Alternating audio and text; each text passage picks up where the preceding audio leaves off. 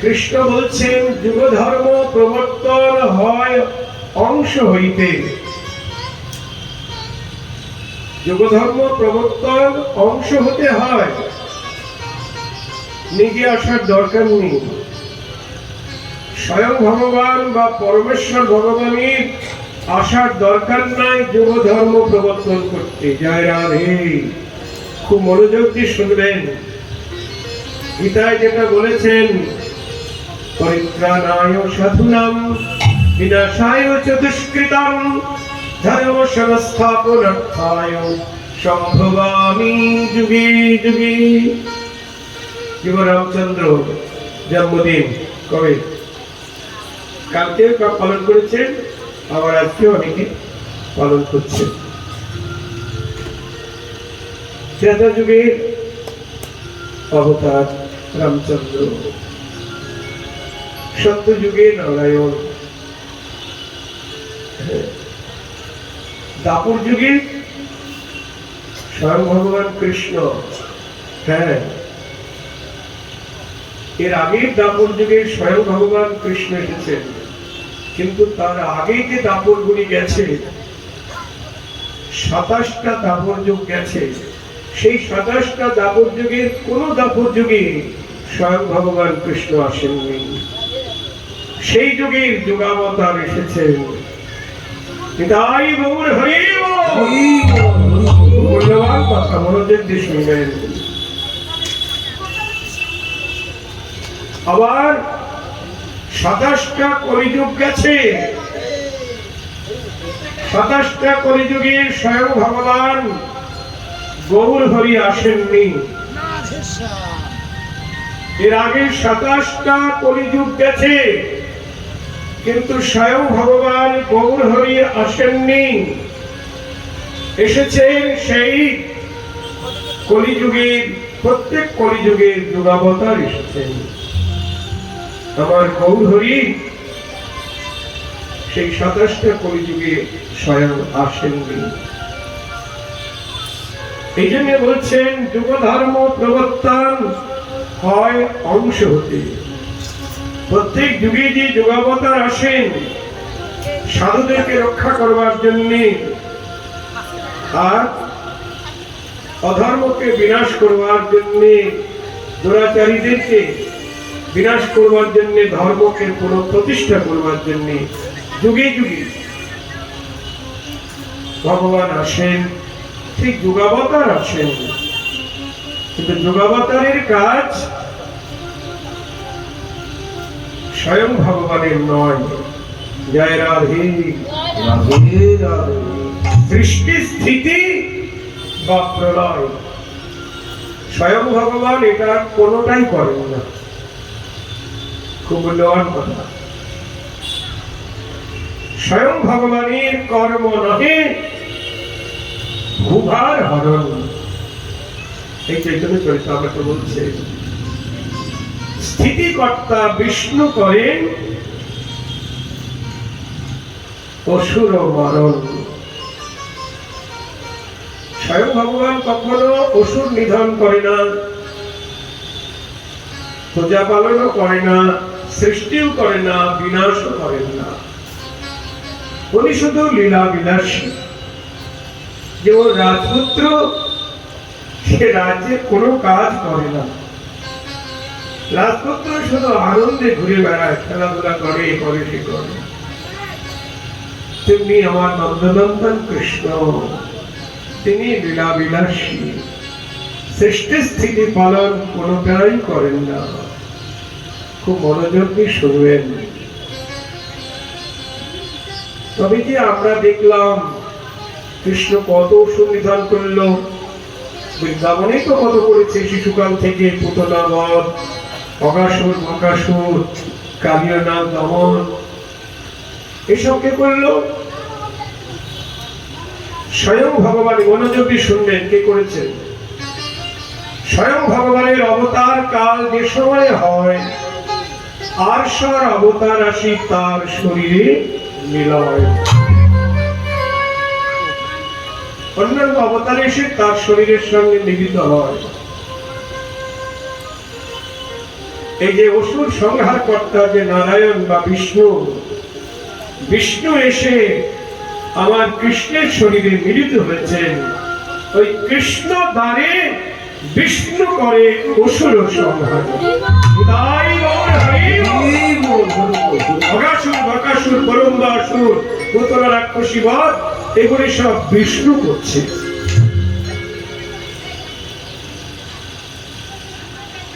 ওর ভিতরে পাওয়ারটা আছে, কৃষ্ণের ভিতরে বিষ্ণু শক্তিটা রয়েছে, উনি ওগুলি করছেন। জয় রাধে। কৃষ্ণ শুধু লীলা বিলাসী। তাই বলছেন যুগধর্ম প্রবর্তন হয় অংশ হতে, আমাবিনয় অন্যে নারে ব্রজ প্রেম দিতে। আমাবিনা অন্যে নারে ব্রজ প্রেম দিতে। আমি ছাড়া অন্য কেউ ব্রজ প্রেম দিতে পারবে না।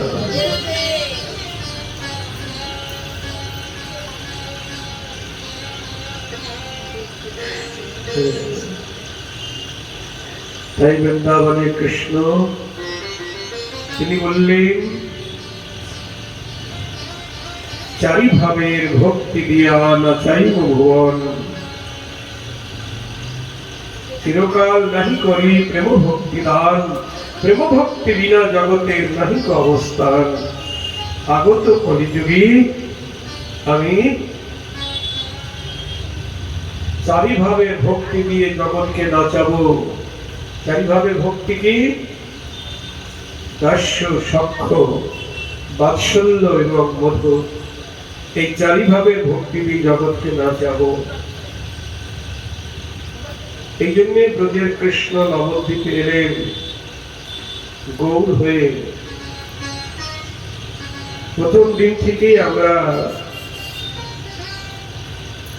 চৈতন্য চরিতামৃতের কথা আস্বাদন করছি, বা গৌর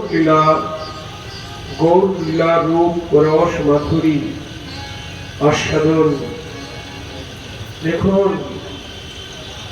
আমার গৌর হরিকে আমি প্রথম দিন থেকেই বলছি, গৌর আমাদের ঘরের ছেলে, আমাদের পাড়ার ছেলে। হ্যাঁ, তাকে জানতে হবে, তাকে মানতে হবে।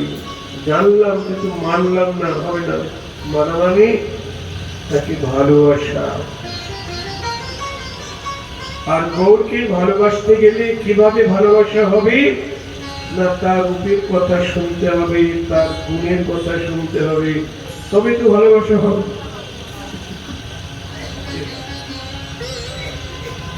সিনেমার নায়ক নায়িকাকে আপনারা ভালোবাসেন, ভালো অভিনয় যার হয় তাকে ভালোবাসেন, বা দেখতে সুন্দর উত্তম কুমার তাকে ভালোবাসেন, তার অভিনয় ভালো।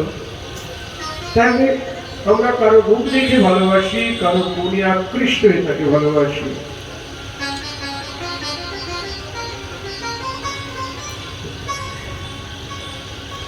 আমরা গৌর হরিকে কেন ভালোবাসবো? ভালো করে শুনুন, কালকেও বলেছি, আজকেও বলছি, কে আমার গৌর হরি? তার তত্ত্বটা ভালো করে জানা দরকার। আমাদের এই জগতে পাঠ্যপুস্তকে তো গৌর হরির সম্বন্ধে লেখা আছে কিনা আমি জানি না। হয়তো লেখা থাকলেও দু চার কলম লিখে দিলেন, ওই তো গৌরাঙ্গ, বাবার নাম জগন্নাথ মিশ্র, মায়ের নাম সতী দেবী, আর নবদ্বীপে জন্মেছেন, হরিনাম প্রচার করেছেন, জগাই বাজায় উদ্ধার করেছেন, বাস গৌর হরি সম্বন্ধে জানা হয়ে গেল। জানা হলো? কিছুই জানা হলো না, কিছুই জানা হলো না। গৌর হরির সম্যক পরিচয় বা পরিপূর্ণ পরিচয় দিয়েছেন তার অন্তরঙ্গ পার্ষদ স্বরূপ দামোদর গোস্বামী।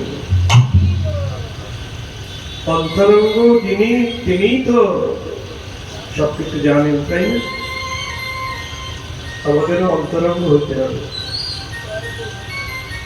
বহিরঙ্গ লয়ে করে নাম সংকীর্তন, অন্তরঙ্গ ভক্ত সঙ্গে রস আস্বাদন। সবার জন্য হরিনাম, কিন্তু অন্তরঙ্গ হরিনারস আস্বাদন করতে গেলে সবার সঙ্গে আস্বাদন হবে না, সবাই বুঝবে না। কেন আমরা চিরকাল বহিরঙ্গই থেকে যাব না গো, অন্তরঙ্গ হতে হবে। কি বলছেন সর্বদামোদর, আমরা শুনে নিই। রাধা কৃষ্ণ প্রণয় বিকৃতি, প্রণয় বিকৃতি লাগে শক্তিরস্মা সদ্যনামপি ভুবি পুরা দেহ ভেদং গতো চৈতন্যক্ষ প্রকট মধুনা তদ্বয়ঞ্চ চক্রমত্তম রাধা ভাবদ্যুতি সুমালিকং নমে শ্রীকৃষ্ণ স্বরূপম। শ্রীকৃষ্ণ স্বরূপ। এটা শরদামোদর তার পর্যায়ে লিখেছেন। এর অনুবাদে কবিরাজ গোস্বামী বলছেন, রাধা কৃষ্ণ এক আত্মা, দুই দেহ ধরি অনন্য বিলাসে রস আস্বাদন করি। অনন্যে বিলাস আস্বাদন করি। আমরা রাধা কৃষ্ণের দুটি দেহ দেখতে পাই, তাই না? কিন্তু রাধা কৃষ্ণের আত্মা একটি।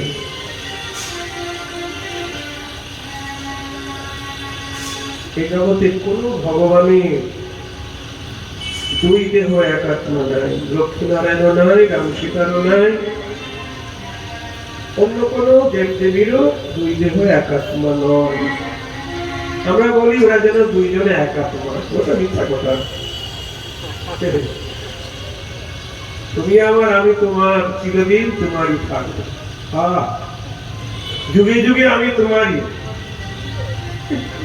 কি সব কথা, কোনদিনই ছিলাম না, কোনদিন থাকবেও না। রাধা কৃষ্ণই দুই দেহ এক আত্মা। কবিরাজ গোস্বামী বলছেন, রাধা কৃষ্ণ এক আত্মা, দুই দেহ ধরি, দুই দেহ ধরি অনন্য বিলাসে রস আস্বাদন করি। অনন্য বিলাস আস্বাদন করি। লীলারস আস্বাদনের জন্য দুই দেহ ধারণ করেছেন, কিন্তু আত্মা একটি। কিন্তু দুই দেহ এক আত্মা হওয়ায় আমার রাধার স্বামীর খুব দুঃখ, বিশেষ করে আমার রাধারানীর তো খুব দুঃখ। রাধারানী সখীদের কাছে বলছেন, সখী, বিধি যোগ্য সৃজন জানে নারী, বিধি যদি সৃজন জানতো তাহলে আমাদের দুটি দেহ করে দিত না, আমাদের দুজনের আত্মা একটি, দেহ কেন দুটি করে দিত? দেহ একটি করে দিত মানে ক্ষণকাল একজন আরেকজনের বিরহ সইতে পারে না। এক পলক না দেখে মনে হয় কত যুগ দেখিলাম। গাই গৌর হরি।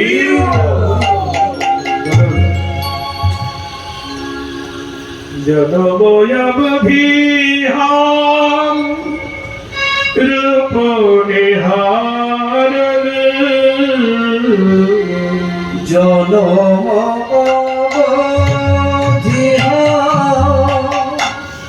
রূপ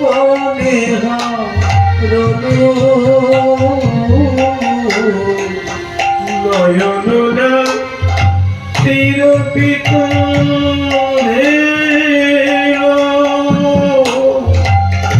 নয়ননা তিরপিত কি বলছেন? নয়নরা চিরদিত রাধারানী বলছেন সখী জনম অবধি হাম রূপ নেহারেল তবু নয়ননা তিরোপিত ভেল। যেদিন থেকে সেই সূতিকা মন্দির থেকে আমি ওই রূপ দর্শন করছি, সারা জনম ধরে ওই রূপ দর্শন করলাম, তবু নয়ননা তিরোপিত ভেল, তবু আমার নয়নের তৃপ্তি হলো না। জয় রাধে।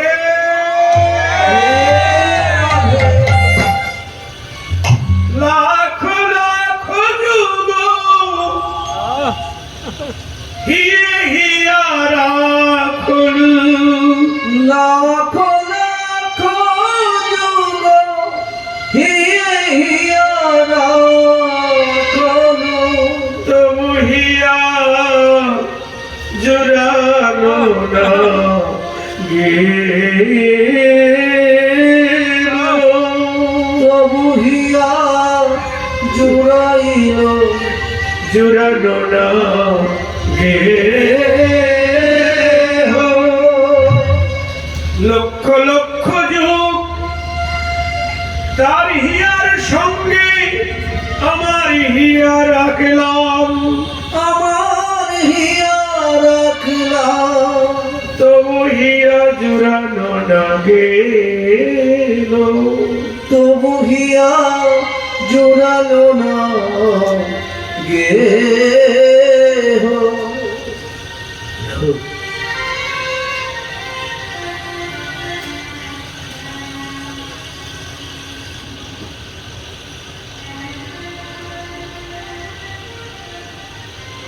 কোটি আখি নাহি দিল সবে দিল দুই, কোটি আখি নাহি দিল সবে দিল দুই, তাহাতে নিমেষ দিল তাহাতে নিমেষ দিল। আর কি দেখিব মুই, দেখিব মুই বিধি যজ্ঞ সৃজন জানে না রে, বিধি যজ্ঞ সৃজন জানে না রে। বলি জানলে এমন করিত নারী, বিধি যজ্ঞ সৃজন জানে না রে। জানলে করত না রে, যোগ্য সৃজন জানে না রে। যারা কৃষ্ণ বদন দেখবে তাদের কেন দুটি নয়ন করে দিয়েছে, কেন কোটি কোটি নয়ন করে দিল না? আবার যদি আবার দুটি নয়ন দিয়েছে তাতে আবার নিমেষ দিয়েছে, পলক দিয়েছে, তাহাতে নিমেষ দিল। কি দেখে বলবো, এক পলক যদি না দেখি মনে হয় কত যুগ দেখি না।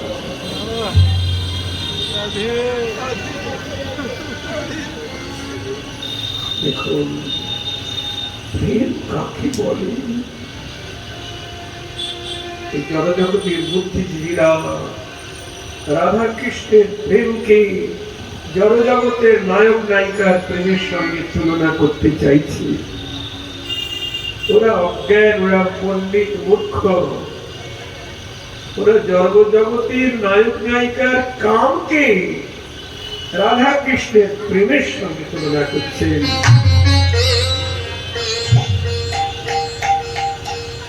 জগতের নায়ক নায়িকার প্রেম নয়, এটা হলো কাম।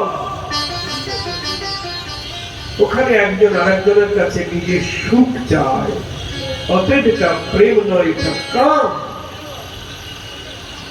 আর প্রেম হলো বৃন্দাবনী।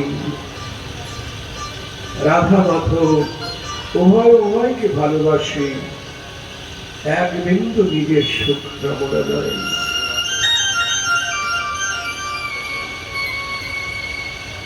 লাখ লাখ যুগ হিয়ে হিয়া রাগ হলো, তবু হিয়া জোড়ানো।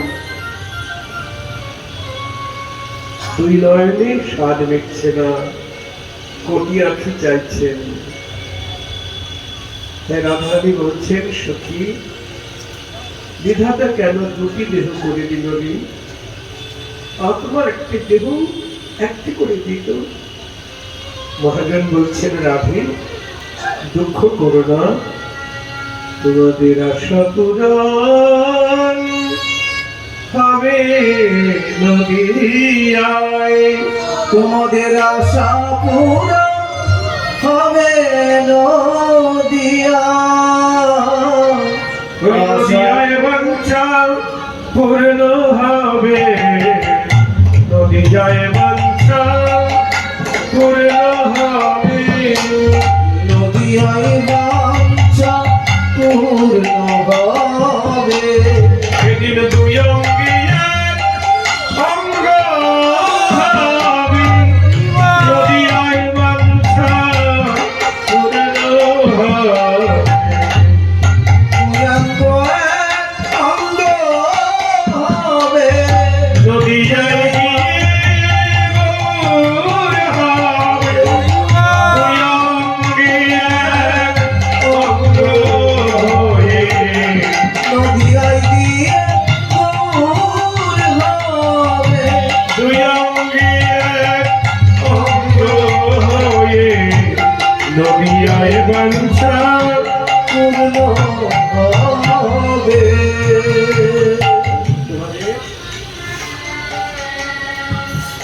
নদিয়ার বাঞ্ছা পূর্ণ হবে, আর দুই অঙ্গ থাকবে না, এক অঙ্গ হয়ে যাবে।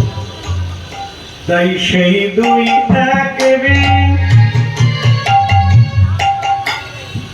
সেই দুই এক বীণ চৈতন্য গোসাই ভাব রসয়াস্বাদিতে চৈতন্য হইলা কোথায়। হৃদয় রস হইলা দিতে হইলা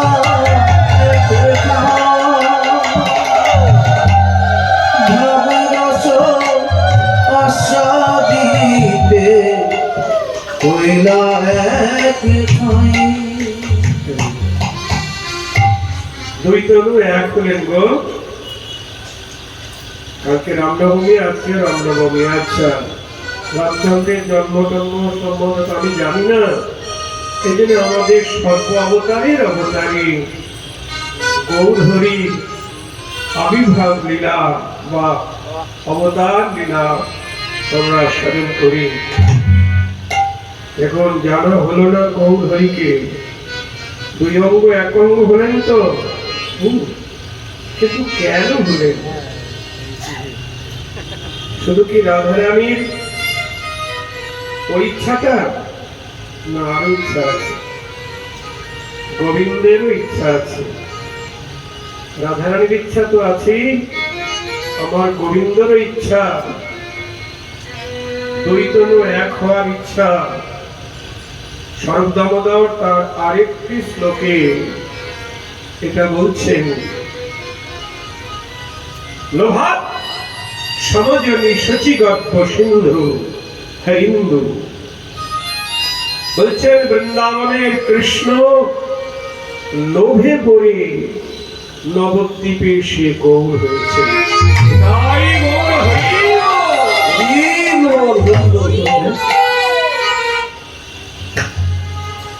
শরৎ দামোদর বলছেন, সবাই জানবে না, মহাপ্রভুর অতি অন্তরঙ্গ পার্শ্বদ শরৎ দামোদর রায় রামানন্দ।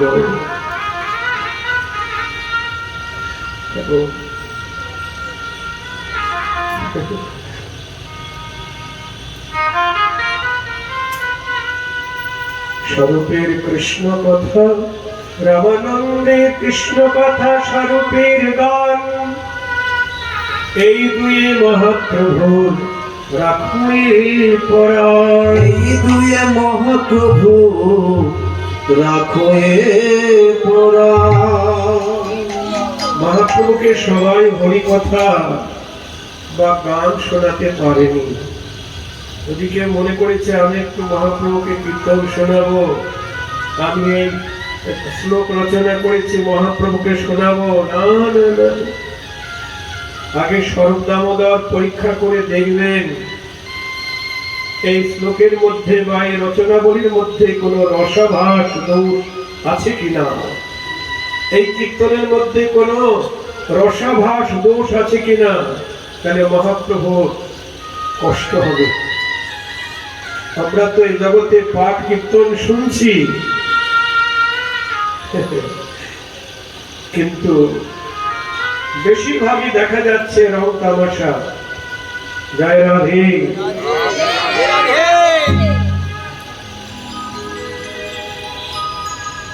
রং তামাশা যেখানে বেশি সেখানে ভিড় বেশি, কিন্তু আসল কথা শোনার মানুষ কম।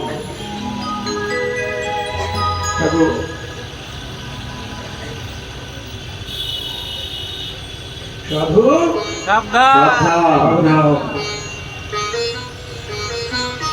আসল কথা বলছেন স্বরূপ দামোদর।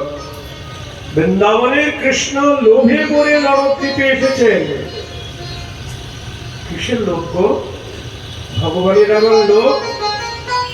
হ্যাঁ, তবে আমাদের মতো প্রাকৃত বিষয় বৈভবের লোভ নয়, অপ্রাকৃত বিষয়ে লোভ জেগেছে।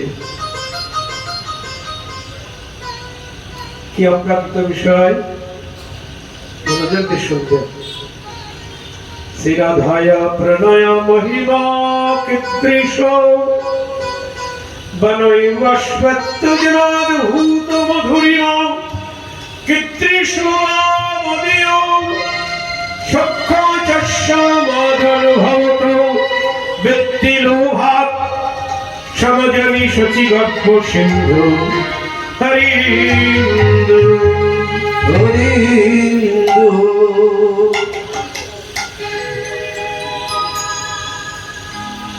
বলছেন তিনটি লোভে বশবর্তী হয়ে ব্রজের কৃষ্ণে নবদ্বীপে আসা। তিনটি লোভ? হ্যাঁ। প্রথম লোভ হলো শ্রীরাধায়া প্রণয় মহিমা কৃত্রিশ বা কৈছন মধুরিমা। বক্সটা বন্ধ হয়ে গেছে নাকি? মনিটর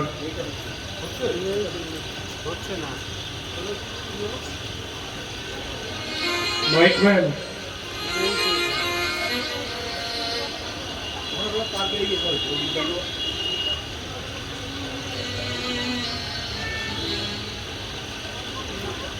তো প্রথম লোভ হলো কি? রাধার প্রেমের মহিমা কেমন আমি আস্বাদন করব। দেখুন, কারো প্রেমে লোভ জাগেনি কৃষ্ণে। আমরা তো সবাই কৃষ্ণের সঙ্গে প্রেম করেছি। কেউ বলুন, কে কে প্রেম করেছে? হাত তোলেন। জয় রাধে। হ্যাঁ, মানে কম বেশি সবাই প্রেম করেছেন, না করলে এখানে আসবেন কেন? সবাই কম বেশি প্রেম করেছে, কিন্তু কারো প্রেমে লোভ জাগেনি। সবচাইতে বেশি প্রেম করেছে বৃন্দাবনে যারা ভক্ত। দাস্য সাক্ষ্য বাৎসল্য মধুর, দাস্য সাক্ষ্য বাৎসল্য মধুর, কারো প্রেমে লোভ জাগেনি।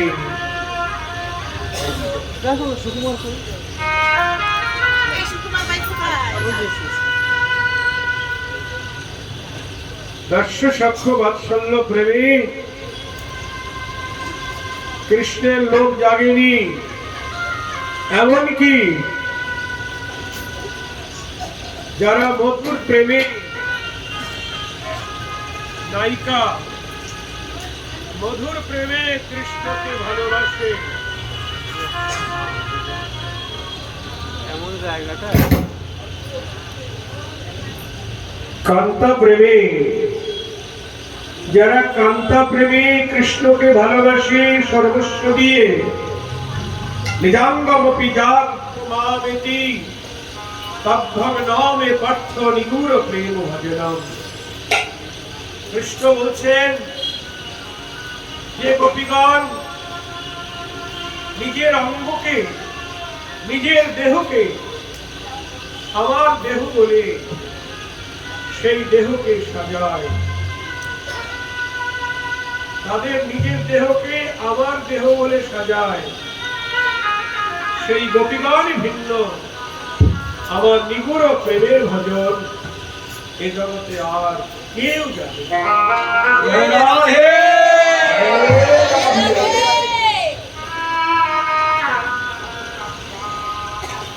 সেই গোপীগণের কারো প্রেমে কৃষ্ণের লোভ জাগেনি। লোভ জেগেছে কার প্রেমে? শ্রী রাধয়া প্রণয় মহিমা কীদৃশ। রাধার প্রেমের মহিমা কেমন আমি আস্বাদন করব। রাধার প্রেমের মহিমা। জয় রাধে।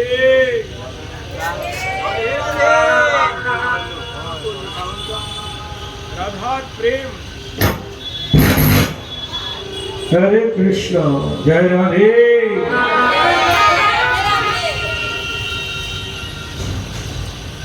রাধার প্রেম গুরু, রাধার প্রেম আমার গুরু। কৃষ্ণ বলছে, রাধার প্রেম আমার গুরু, রাধার প্রেম আমার গুরু। আমি শিষ্য নট, আমি শিষ্য না, যে মতো নাচাই মরে, যে মতো নাচাই মরে, তেমনি নাচি উদ্ভট, তেমনি নাচি দেখুন বলছে রাধার প্রেমই হলো আমার গুরু। সেই রাধার প্রেমে আমায় যেমন ভাবে নাচায় আমি তেমনি ভাবে নাচি।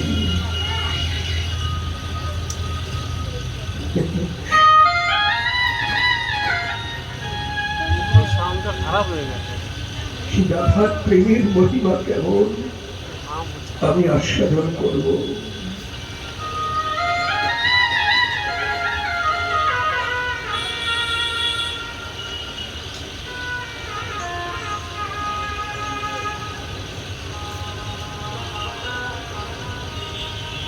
আমরা তো কৃষ্ণকে ভালোবাসি, কৃষ্ণের সঙ্গে প্রেম করেছি, কিন্তু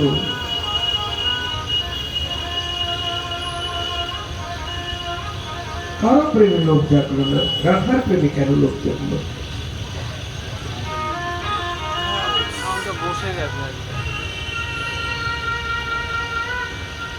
রাধারানী দেহটাই তো প্রেম দিয়ে গড়া। দেখো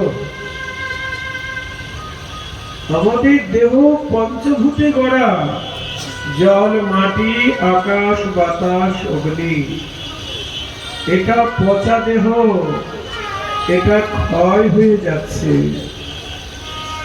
আর রাধারানীর দেহ পঞ্চভৌতিক নয়, কৃষ্ণের আহ্লাদিনী শক্তি। সেই আহ্লাদিনীর সার প্রেম, প্রেমের সার ভাব, প্রেমের সার ভাব, আর ভাবের সার মহাভাব, আর ভাবের সার মহাভাব। সেই মহাভাব স্বরূপিণী, সেই মহাভাব স্বরূপিণী আমার রাধা ঠাকুরানী। সেই মহাভাব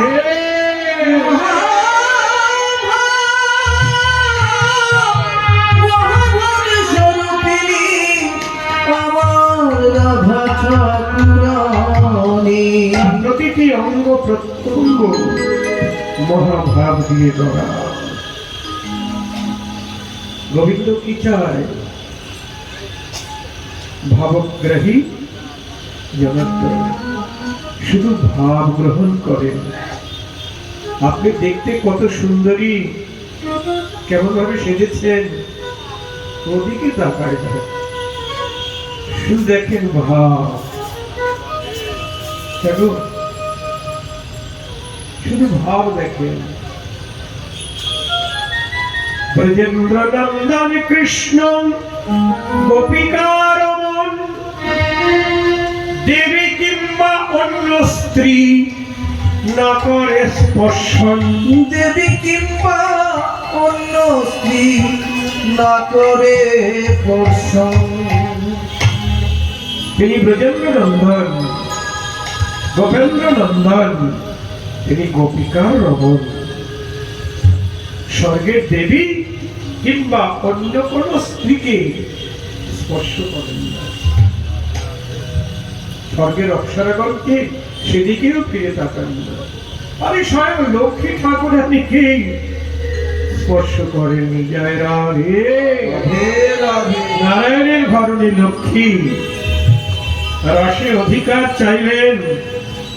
ব্রজগোপীর মতো আমিও তোমার বাহু যুগলে আবদ্ধ হয়ে রসে নৃত্য করতে চাই। গোবিন্দ বললেন, গোপীর অনুগত হও, তাহলে হবে কি? আমি বৈকুণ্ঠের অধীশ্বরী, ঐশ্বর্যের অধীশ্বরী, আমি একজন গোয়ালিনীর অধীন হব? কখনো নয়। ব্যাস হয়ে গেল, হয়ে গেল। অভিমান অহংকার থাকলে ব্রজরাজ্যে প্রবেশ অধিকার হবে না। জয় রাধে।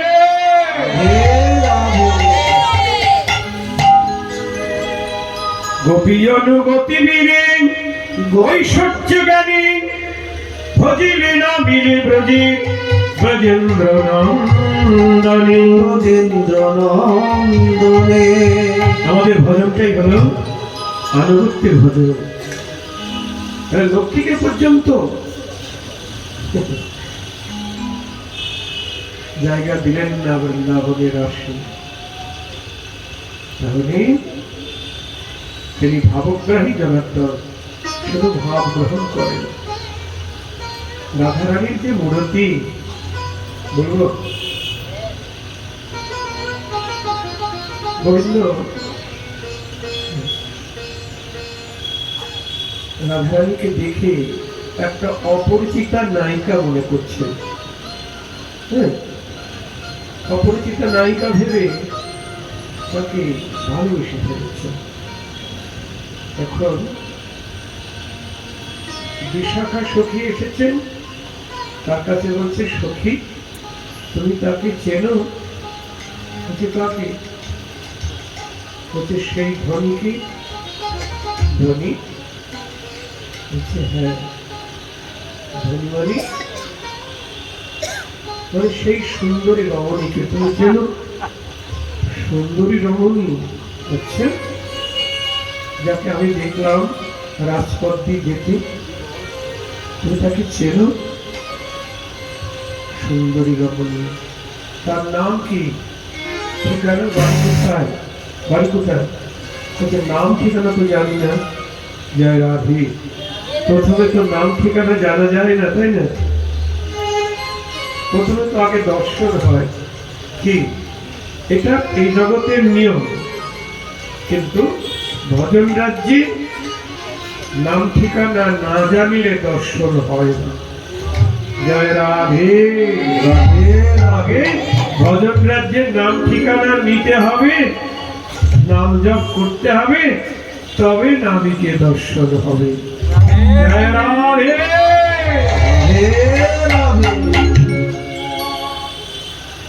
বিশাখা বলছেন, সেই সুন্দরী নাম ঠিকানা জানো না? তা তুমি নাম ঠিকানা জানো না, কোন সুন্দরী কথা বলছো? পথে ঘাটে তো কত সুন্দরীকেই দেখা যায়, তুমি কোন সুন্দরীর কথা বলছো আমি কি করে বুঝবো?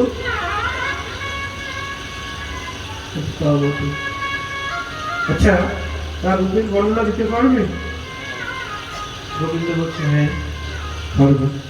বিশাখা মনে মনে ভাবছে, ওটাই তো চাই।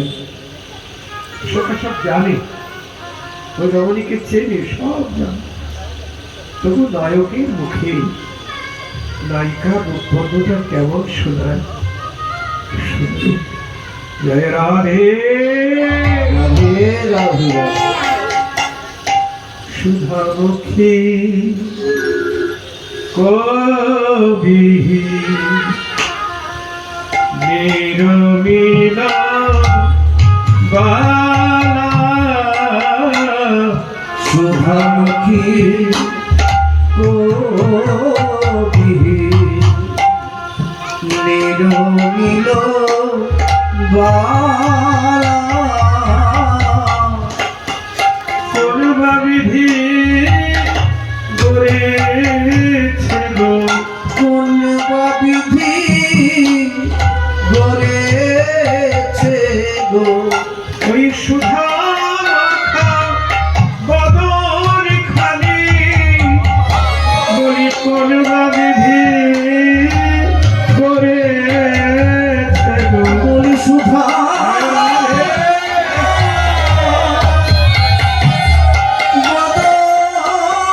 খালি কোন বিধি গড়েছে গো ওই সুধা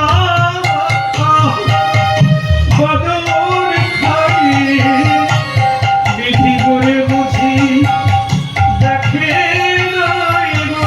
ওই শুভা মাখা বদন খালি বিধি গড়ে বুঝি দেখে নাই গো ওই সুধা মাখা বদন খালি, বিধি করে বুঝি দেখে নাই গো। শুভা মাখা বদন খালি বলি দেখলে ছিঁড়ে দিত না গো, ঘরে বুঝি দেখে নাই গো, দেখলে ছিঁড়ে দিত না গো।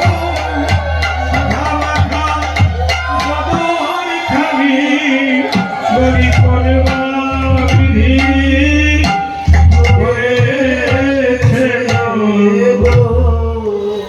কি বলছে?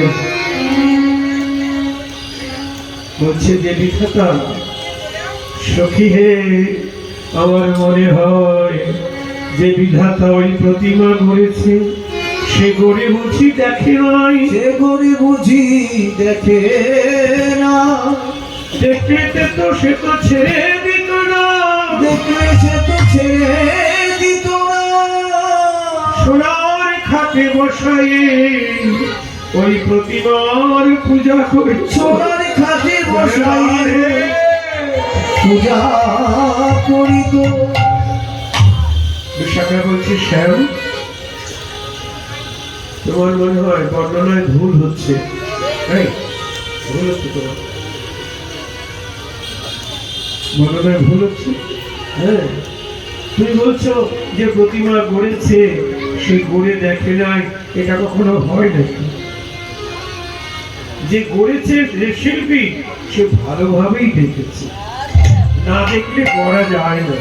কথাবার্তা ঠিক করে বলো, এখানে শ্রোতা আছে। তখন গোবিন্দ বলছে, সখী রে, সুখী রে তাহলে আমার কি মনে হয় জানো? তাহলে আমার কি মনে হয় জানো যে গড়েছে সে দেখেছে, যে গড়েছে সে দেখেছে কিন্তু দেখেও আবার এই জগতের বুকে ছেড়ে দিয়েছে। দেখেও আবার এই জগতের বুকে ছেড়ে দিয়েছে দেখেও জগতের বুকে ছেড়ে দিয়েছে। হ্যাঁ, কেন ছেড়ে দিয়েছে? খুব সুন্দর কথা। অপরূপ একটা অপরূপ রূপ মনোভাব মঙ্গল, অপরূপ রূপ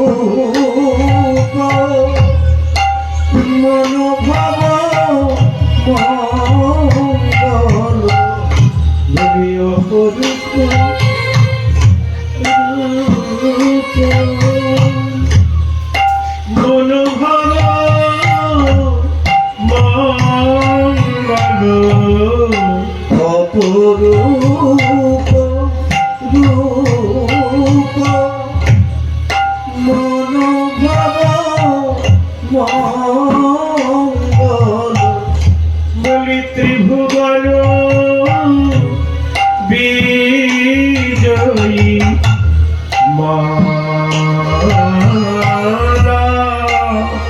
ত্রিভুবন বিজয়ী মালা ত্রিভুবন বিজয়ী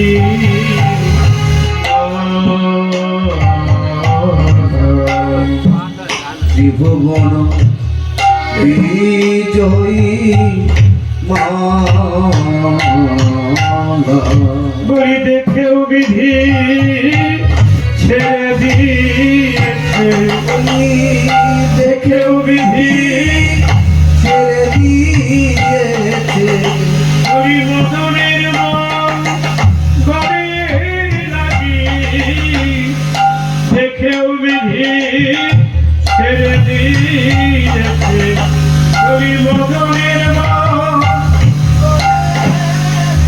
কি দেখেও বিধি ছেড়ে দিয়েছে মদন মানে কামদেব বিধি করেও দেখেও ছেড়ে দিয়েছে কেন বলি কামদেবের মন মঙ্গলের লাগি ওই সুধার প্রতিমাগরি কামদেবের মন লাগি ওই সুধার প্রতিমাগরি কামদেবের মরে লাগি দেখেও বিধি ছেড়ে দিয়েছে ত্রিভুবন বিজয়ী মালা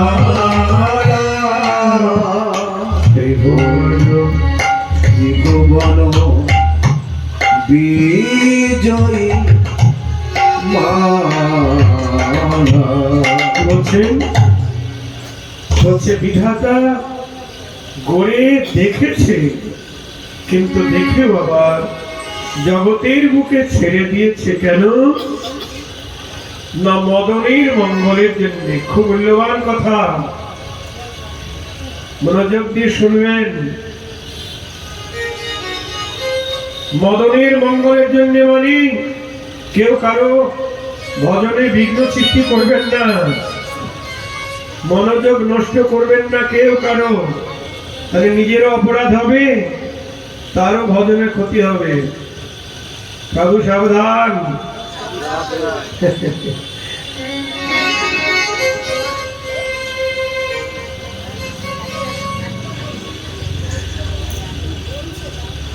দেখুন কামদেবীর মঙ্গলের জন্য বিধাতা ওই সুধার প্রতিমা নির্মাণ করে জগতের বুকে ছেড়ে দিয়েছে কে বলছেন গোবিন্দ বলছে তাই তো আমার কথা নয় গোবিন্দ বলছে আপনারা বলতে পারেন কেন কৃষ্ণ কি কামদেবের বা মদনের মঙ্গল করতে পারে না না হ্যাঁ?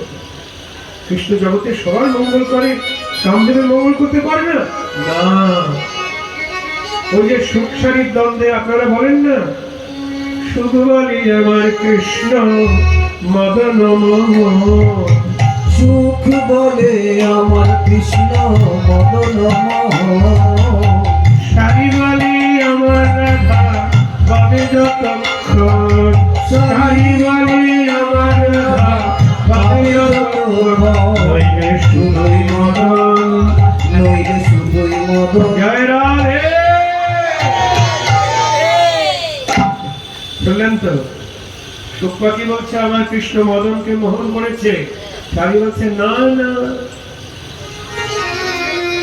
আমার রাধা বামেলে তবেই মদন মোহন, অন্যথা বিশ্বমোহনপি স্বয়ং মদনে মোহিত।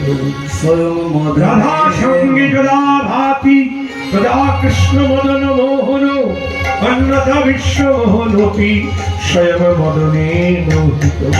স্বয়ং মদনে মোহিত। রাধারানীর সঙ্গে যখন কৃষ্ণ, অর্থাৎ রাধারানী যখন কৃষ্ণের বামে, তখনই কৃষ্ণ মদন মোহন। দেখুন চৈতন্য চরিতামৃতে বলছেন, শতকোটি গোপিকায় নহি কৃষ্ণের কাম নির্বাপন, নহে কৃষ্ণের কাম নির্বাপন। বলছেন শত কোটি গোপিকায় কৃষ্ণের কামনা পূর্ণ করতে পারে না। মনোযোগ দিয়ে শুনবেন, শত কোটি গোপিকায় কৃষ্ণের বাসনা পূর্ণ করতে পারে না, কিন্তু একা রাধা কৃষ্ণের সব বাসনা পূর্ণ করে।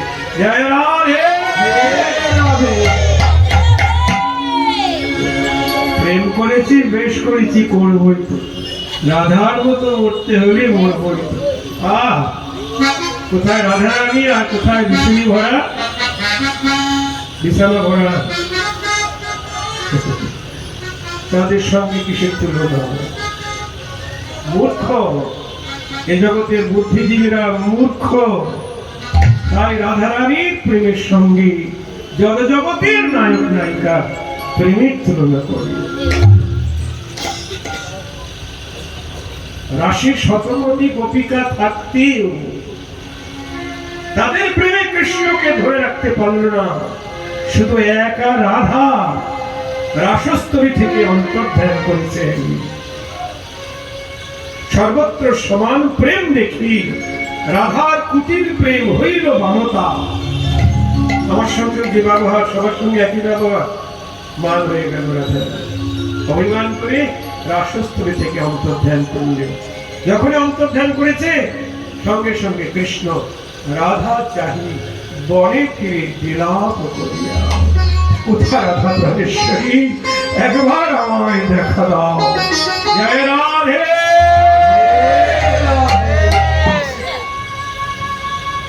শতকোটি গোপিকায় ধরে রাখতে পারল না।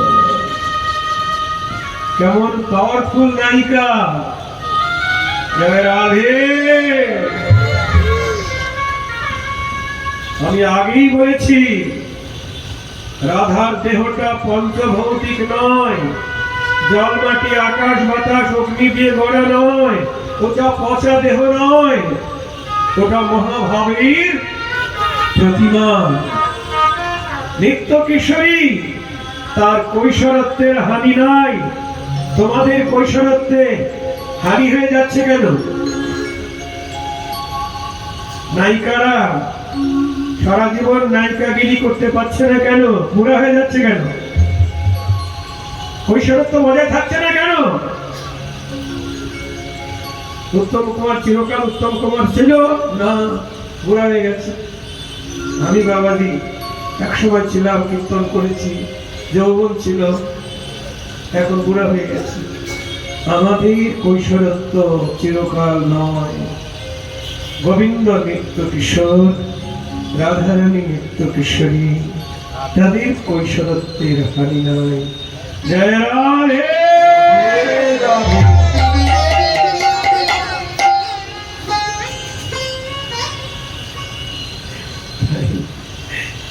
কৃষ্ণ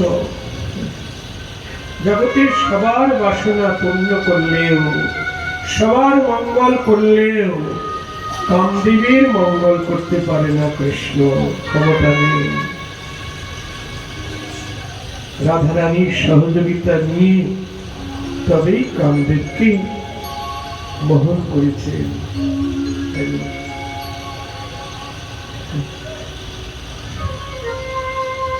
তাই বলছেন অপরূপ রূপ মনোভব মঙ্গল ত্রিভুবন বিজয়ী মালা। ওই প্রতিমা ত্রিভুবন বিজয়ী মালা।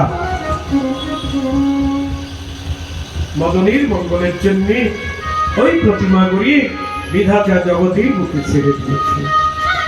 শুধু কি প্রাকৃত মদনের মঙ্গলের জন্য না, অপ্রাকৃত নবীন মদনের মঙ্গলের জন্য। জয় রাধে।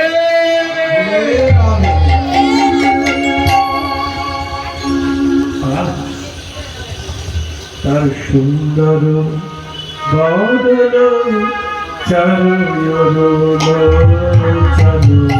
সুন্দর বদন চারু আস্তে আস্তে সুন্দর বদন চারুলোচন সুন্দর বদন চারু লোচন কাজরে রঞ্জিত কাজরে রঞ্জিত বিশাখা বলছেন প্রতিমা রূপে বর্ণনা করো, দেখি চিনতে পারবি না। গোবিন্দ বলছেন তার সুন্দর মুখমণ্ডল, সেই প্রতিমার সুন্দর মুখমণ্ডল আর সুচারু করুণৌচন, আকর্ণ বিস্তৃত নয়ন, কাজলে রঞ্জিত রানা নয়ন। সেই কাজল মাখা নয়নে যখন আমার দিকে তাকিয়ে তার নয়ন মণি নাচাচ্ছিল, তখন আমার মনে হচ্ছিল, বিশাখা বলছে তোমার কি মনে হচ্ছিল? আমার মনে হচ্ছিল ও মুখমণ্ডল নয়, নয়ন নয়, নয়নের মণিও নয়, কাজল নয়। বিশাখা বলছে তোমার কি মনে হচ্ছিল? আর গোবিন্দ বলছে আমার মনে হচ্ছিল, মনোযোগ দিয়ে শুনবেন, কনক কমল মাঝে কালো ভুজঙ্গিনী, কনক কমল মাঝে কালো ভুজঙ্গিনী, কনক কমল মাঝে। আমাদের তাকাবেন, গোবিন্দ হচ্ছে কনক কমল, মানে মুখমণ্ডল হলো সোনার পদ্ম ফুল, কনক কমল মাঝে কালো ভুজঙ্গিনী, আকর্ণ বিস্তৃত নয়ন, কাজলে রঞ্জিত, ওই দুটি হলো ভুজঙ্গিনী, দুটি সাপিনী। কনক কমল মাঝে কালো ভুজঙ্গিনী,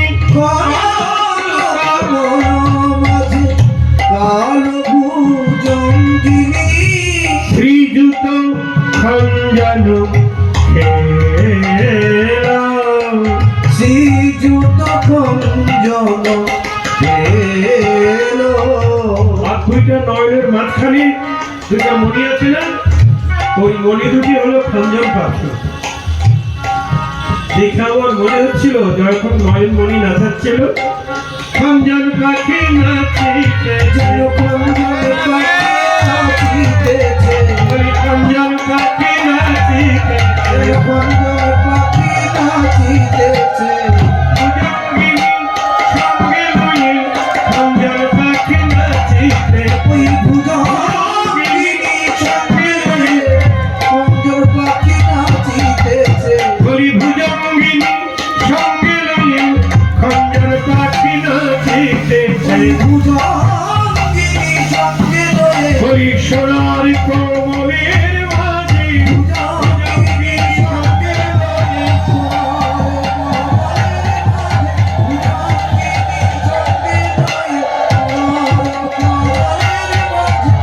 খঞ্জন পাখি নাচিতেছে। শ্রীযুত খঞ্জন খেলো, শ্রীযুত খঞ্জন খেলো। এটা হলো বৈষ্ণব দর্শন। বুঝতে পারছেন মায়েরা? বৈষ্ণব দর্শন, বৈষ্ণবের নয়ন না হলে এ দর্শন পাওয়া যাবে না। জয় রাধে। দেখিয়া না দেখে যত অভক্তের গণ, ভক্তেরি উলুকে না দেখে জইছে সূর্যের কিরণ। কেন দেখে জইছে সূর্যের কিরণ। কবিরাজ গোস্বামী বলছেন, দেখিয়া না দেখে যত অভক্তের গণ, যাদের ভক্তি নাই তারা হলো অভক্ত, তারা দেখেও দেখতে পায় না।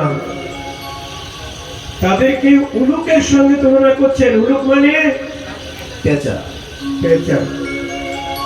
উলুক যেমন সূর্যের আলো সহ্য করতে পারে না, তেমনি জগতের যারা অভিমানী ভক্তিহীন তারা উলুকের দল, পেঁচার দল, তারা অন্ধকারে থাকতে ভালোবাসে, তারা কৃষ্ণ প্রেমের আলো সইতে পারে না।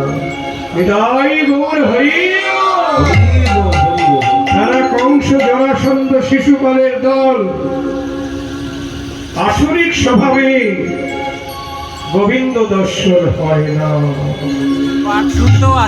প্রেমের নয়নে দর্শন করতে হবে, অনুরাগীর নয়নে দেখতে হবে। কি দর্শন আমার গোবিন্দের! মুখমণ্ডল সোনার পদ্ম ফুল, আকর্ণ বিস্তৃত নয়ন কাজলে রঞ্জিত, দুটি স্বাধীনী আর মণি দুটি খদ্দর পাখি। কি গো, এই দর্শন করতে হবে। রাধারানীর রূপ দর্শন করছেন আপনারা? কি রাধারানীর রূপ দর্শন করতে হবে? গোবিন্দ রূপ তো দর্শন করতে হবে, সঙ্গে রাধারানীর রূপ। জগতের সবাই কৃষ্ণের রূপে পাগল, আর গোবিন্দ পাগল কার রূপে গো? রাধারানীর রূপে। জয় রাধে। কৃষ্ণ নিজেই বলছেন, মোর রূপে আপ্যায়িত হয় ত্রিভুবন, আমার রূপে ত্রিভুবন পাগল হয়। রাধার দর্শনে আমার জোড়ায় নয়ন, রাধার দর্শনে জোড়ায় নয়ন। বলুন, সে কত সুন্দরী, সে রাধা কত সুন্দরী। সমস্ত বিশ্ব সুন্দরী রূপকে একত্রিত করলেও রাধারানী রূপের সঙ্গে তুলনা হবে না। অনন্ত লক্ষ্মীর স্ত্রীকেও একত্রিত করলেও রাধারানী রূপের সঙ্গে তুলনা হবে না।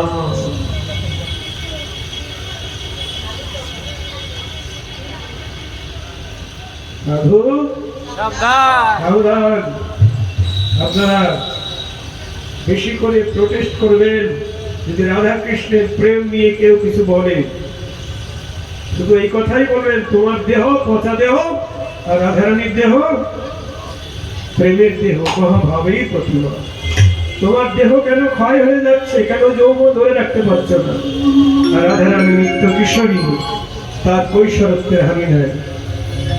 এগুলি বলতে হবে, পিছপা হলে হবে না। আমি বলেছি গৌরুর মতো পাঠ শুনতে হবে। জয় রাধে।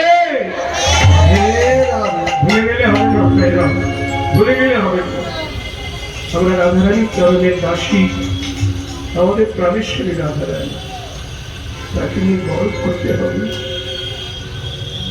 আচ্ছা, বিশাখা বলছে শ্যাম, তারপরে তোমার প্রতিমা রূপের বর্ণনা করো। শ্যামের মুখে যত শুনছিলেন বিশাখা খুব আনন্দ হচ্ছে। তারপরে বলছেন, নভিবি বরুষয়ে প্রমলতা নভিবি বরুষয়ে প্রমলতা ভুজগী নিঃশ্বাস ক্রিয়া আসে, ভুজগী নিঃশ্বাস আসে। মানে তার নাভির থেকে রোমাবলী শুরু হয়ে উপরের দিকে উঠে গেছে সেই প্রতিমা। আমার দেখে কি মনে হলো জানো, রোমাবলী নয়। পেশাটা বলতে তোমার কি মনে হলো শ্যাম? আমার মনে হলো ভূযোগে নিঃশ্বাস আসে, মানে একটা সাপ উপরের দিকে উঠছে, নাভির থেকে উপরের দিকে উঠছে। কেন? নিঃশ্বাস আসে। সাপ তো ব্যাং খায়, সাপ আবার বায়ু আহার করে। সাপটা উপরের দিকে উঠছে কেন? নাসিকার বায়ু পান করবার জন্য। কিন্তু সাপটা না নাসিকা পর্যন্ত যেতে পারল না। কেন? গরু পাখির ভয়। সাপের শত্রুকে গো, সাপের শত্রুকে গরু। গরু দেখলে খেয়ে ফেলবে। তা সাপটা ভাবলো, ওরে বাবা, গরু পাখি আমাকে তো খেয়ে ফেলবে। কোথায় গরু পাখি? মানে ওই প্রতিমার নাসিকা এত উন্নত, এত চোখা। সাপটা ভাবলো, ওরে বাবা, গরু পাখি আমাকে তো খেয়ে ফেলবে, আমি পালাই পালাই।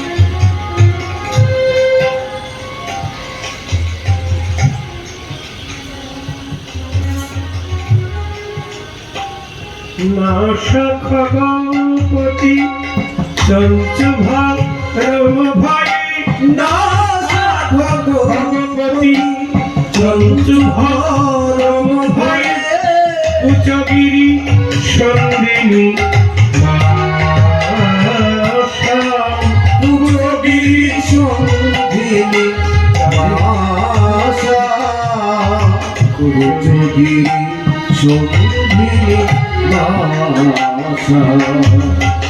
সাপটা ভাবলো আমি পালাই পালাই। কোথায় পালাবে? কাছেই ছিল দুটি পর্বত, দুটি পর্বত, উন্নত পর্বত, উচ্চগিরি। সেই পর্বতের মাঝখানে, দুটি পর্বতের মাঝখানে একটা লুকাবার জায়গা আছে। যুগল পর্বত মাঝে লুকাই, যুগল পর্বত মাঝে লুকাইল, বলি ভয় পেয়ে ভুজঙ্গিরি পর্বত মাঝে লুকাইল। ভয় পেয়ে ভুজঙ্গিনী হরি বরুণের চাঁচু ভেবে, ভয় পেয়ে ভুজঙ্গিরি বরুণের চাঁচু ভেবে, ভয় পেয়ে ভুজঙ্গিরি পর্বত মাঝে লুকাইল, উচ্চগিরি সন্ধিনী বাসা, উচ্চগিরি সন্ধিনী বাসা। শিবমায়েরা নায়িকা রূপের বর্ণনা হচ্ছে। আবার এই জড়জগতের নায়িকা নয়, অপ্রাকৃত নায়িকা রূপের বর্ণনা স্বয়ং গোবিন্দ করছেন। সবার শোনার অধিকার নেই। এই সংবাদ শুনতে হলে আমাদের রাধাচরণের দাসী অবশ্যই হইতে হইবে। জয় রাধে রাধে। যারা রাধা কৃষ্ণের যুগল চরণ ধ্যান করছেন, যারা যুগল সেবা করছেন, তাদেরই অধিকার তো নাকি? আচ্ছা, রাধা কৃষ্ণের যুগল সেবা কে কে চান? হাত তোলেন। সবাই চাই না? বাহ, খুব ভালো। কিন্তু যুগল সেবা করতে গেলে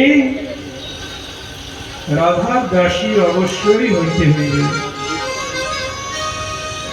না হলে যুগল সেবা পাওয়া যাবে না।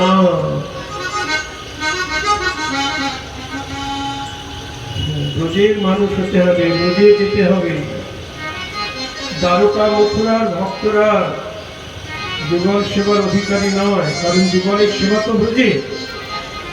রাধা কৃষ্ণের যুগল সেবা হলো ব্রজে, দ্বারকায়ও নয়, মথুরায়ও নয়, বৈকুণ্ঠেও নয়। আছে? অযোধ্যায় আছে? নাই, কোথাও নাই। যুগল সেবা পেতে গেলে ব্রজে যেতে হবে। আবার ব্রজে সব জায়গা নেই। নিভৃত নিকুঞ্জ মন্দিরে যুগলেশ্বর জয় রাধে।